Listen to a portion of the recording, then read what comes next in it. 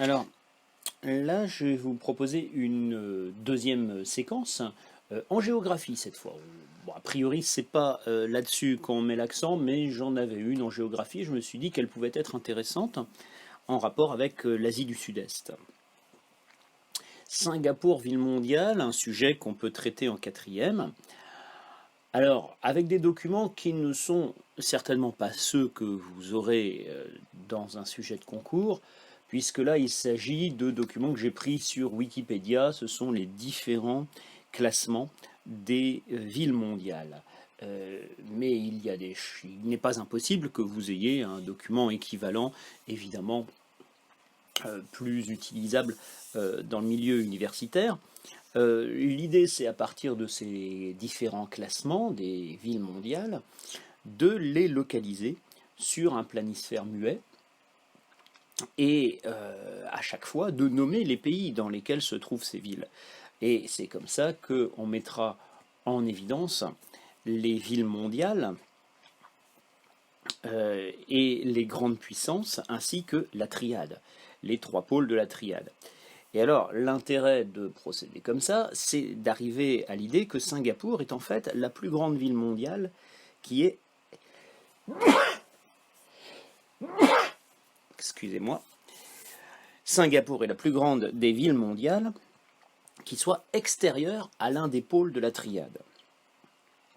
L'enjeu ici, c'est par rapport au programme de réinvestir, si on regarde le programme de quatrième, il s'agit ici de réinvestir la notion de ville mondiale et en même temps de faire une introduction à la partie du programme, le début du thème 3, sur la maritimisation du monde. Le thème 3, donc des espaces transformés par la mondialisation, on a déjà parlé des villes mondiales en fait dans un thème antérieur, et désormais on doit aborder la question de la maritimisation et des échanges. Et Singapour est évidemment un très bon exemple pour introduire cette question de la maritimisation. J'ai envie de dire, non, c'est pas un exemple, c'est un cas, on fait une étude de cas, justement. Ici, du point de vue des compétences, il s'agit, oui, pardon, je vous renvoie voilà, à l'urbanisation du monde, qui était le thème 1, où on a abordé la question des villes mondiales. Donc, je reviens aux enjeux de ce cours en termes de compétences, cette fois. Il s'agit ici, bien sûr, de se repérer dans l'espace, puisqu'on remplit un planisphère muet, et puis d'identifier les grandes puissances économiques, ça c'est une façon de se repérer dans l'espace, et d'identifier les principaux ensembles géographiques, comme la triade notamment. Il y a une logique de réinvestissement de ce qu'on a vu dans le thème 1 du programme sur l'urbanisation du monde. En même temps, il y a une dimension de raisonnement, c'est la compétence raisonnée, parce qu'on fait apparaître la spécificité de Singapour. Donc ça permet de poser la problématique, qu'est-ce qui fait de Singapour une ville mondiale alors qu'elle n'appartient pas à une grande puissance économique ni à l'un des pôles de la triade.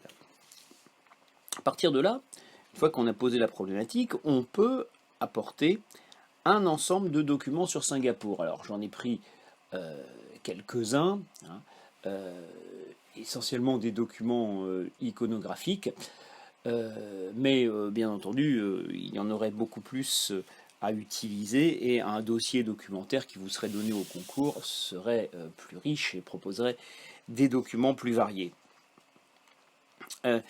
Avec cet ensemble de documents, on donne une liste de mots-clés.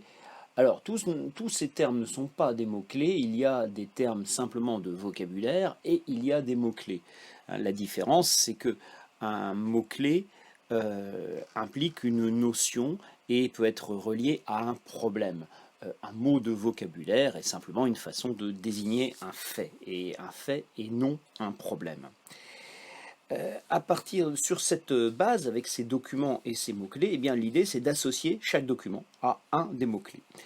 Et ensuite de classer les trois les plus importants en fonction de leur rôle dans ce qui fait de Singapour une ville mondiale. Donc on fait correspondre les documents aux mots-clés, et puis après on se demande, bon bah voilà, qu'est-ce qui fait de Singapour une ville mondiale avec à la fois documents et mots-clés. Alors on pourrait ne pas donner les mots-clés et se dire, bon, les élèves vont les trouver eux-mêmes.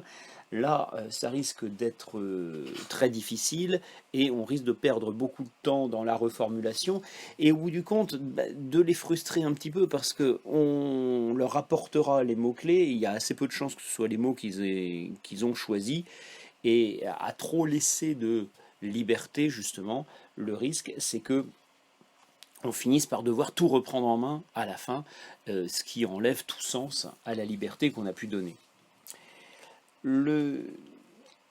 Ici, bien sûr, on réinvestit un certain nombre de notions et de termes de vocabulaire sur les villes mondiales. Bien entendu, tous ces mots-là sont des mots qu'on connaît déjà et on fait le lien donc avec le thème 1. Attention, on les connaît déjà, mais on ne s'attend pas à ce que les élèves les utilisent spontanément. Il ne faut pas se faire d'illusions quand même de ce point de vue-là. Ici, bien sûr, on raisonne et on justifie, donc ça renvoie à la question des compétences, raisonner et justifier. Si on veut classer les trois notions ou les trois documents les plus importants, ça suppose d'argumenter, ça suppose de se confronter à la vie des autres et encore une fois de s'appuyer sur des faits concrets qu'on prend dans les documents et qu'on explique aux autres. Il y a la compétence coopérer et mutualiser qui est là aussi en jeu parce que on va supposer que le travail se fait en groupe s'il y a plusieurs documents. Il ne s'agit pas forcément de se partager les documents, hein, de se répartir les documents, mais l'idée est tout de même de confronter des propositions. Ce qu'on appelle le conflit socio-cognitif. Hein. Le conflit socio-cognitif, c'est le fait que des idées différentes se confrontent et que ça oblige chacun à remettre en question ce qu'on croit savoir. Je vous renvoie ici à Bachelard, hein, qui explique dans la formation de l'esprit scientifique que tout apprentissage se fait contre soi-même. À partir du moment où vous apprenez quelque chose, vous remettez en cause une chose que vous croyez savoir. Donc l'intérêt du conflit socio-cognitif, c'est justement de se trouver en situation d'être obligé de remettre en cause ce que on pensait savoir. Donc l'intervention de l'autre aide à ce genre de remise en cause. Et on arrive ainsi à l'idée que Singapour est une ville mondiale et que ce fait s'explique, ce statut de ville mondiale s'explique grâce à la situation de nœud stratégique de Singapour, de nœud stratégique des réseaux de communication. Et des réseaux de communication à l'échelle mondiale, avec bien sûr le détroit de Malacca à proximité, ça c'est l'élément qui va être mis en valeur. Et c'est parce que Singapour a une situation particulière sur un flux majeur du commerce mondial, un flux qui relie des pôles de la triade, c'est pour cette raison que Singapour est une ville mondiale.